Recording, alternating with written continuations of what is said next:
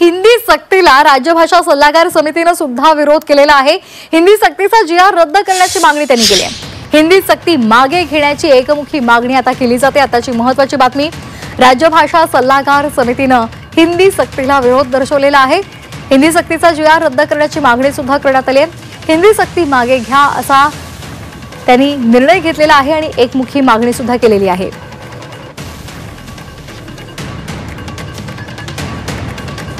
आणि या संदर्भात बोलण्यासाठी आपल्यासोबत फोनच्या माध्यमातून जोडले गेलेले आहेत राज्यभाषा सल्लागार समितीचे अध्यक्ष लक्ष्मीकांत देशमुख।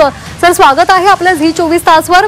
आपण हिंदी सक्ती GRला विरोध दर्शवलेला आहे, तो GR मागे घ्यावा अशी मागणी केलेली आहे। नेमकी आपली भूमिका काय आहे ती विशद कराल? आज गेले अनेक वर्षापासून महाराष्ट्राचं झपाट्यानं हिंदीकरण होत चाललेलं आहे आणि इथं जे हिंदी भाषिक लोक रोजगारासाठी येतात ते हिंदीमध्येच बोलत असतात आणि त्यांना आपण हिंदीमध्ये बोलत असल्यामुळे संबंध महाराष्ट्राचा कारभार लोक व्यवहार हा मराठीत व्हावा ही जी आपली भूमिका होती आणि भाषा सल्लागार समितीच्या माध्यमातून राज्य सरकारने ती मान्य केली होती, तिला छेद देणं हा GR आहे। खरं तर राष्ट्रीय शिक्षण धोरणामध्ये 1ली ते 5वी पर्यंत 3 भाषा शिकण्याची कुठे शिफारस नव्हती। 5वी पासून 3री भाषा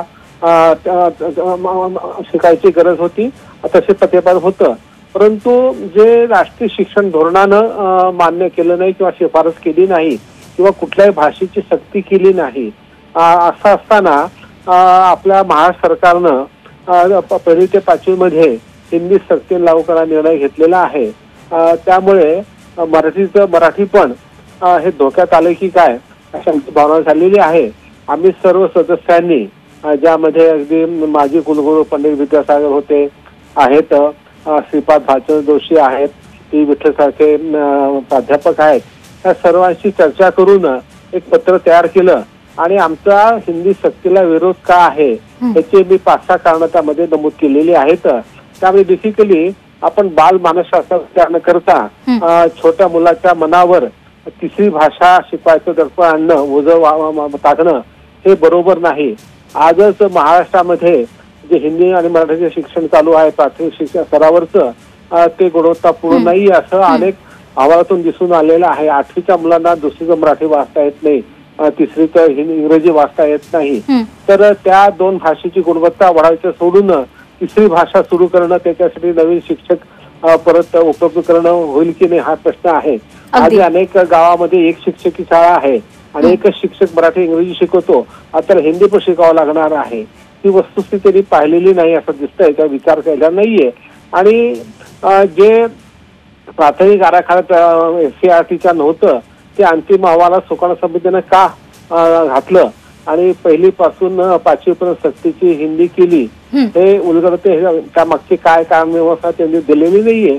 परंतु यामुळे हिंदीचं जे अतिक्रमण महाराष्ट्रावर साताच्या सुरतच्या अधिक वाढत जाणार आहे, त्याला विरोध केला पाहिजे। अन्यथा मराठी महाराष्ट्राचं जे मराठी पण आहे ते अधिक कमी व्हायची भीती वाटते, म्हणून आम्ही हा विरोध केलेला आहे। सर, जर हा GR मागे घेतला गेला नाही, सर मी आपल्याला थोडं थांबवते, जर हा GR मागे घेतला नाही तर आपली काय भूमिका असेल, आगामी काळात काय पावलं आपण पुढे टाकणार आहात? प्रथम आता आम्ही त्यांना काल पत्र पाठवलेलं आहे, विनंती केली आहे आणि त्यांना अशी विनंती की आमच्या सिस्टममध्ये भेटू इच्छित आणि चर्चेमध्ये आम्ही तुम्हाला पटवून देऊ की हिंदी सक्ती मागे काय घेतली पाहिजे।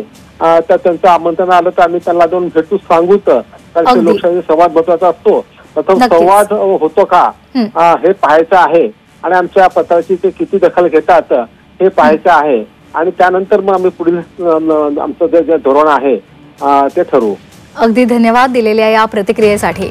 तर हिंदी सक्तीला एकमुखी विरोध केला जातोय, राज्यभाषा सल्लागार समितीने सुद्धा याला विरोध केलाय।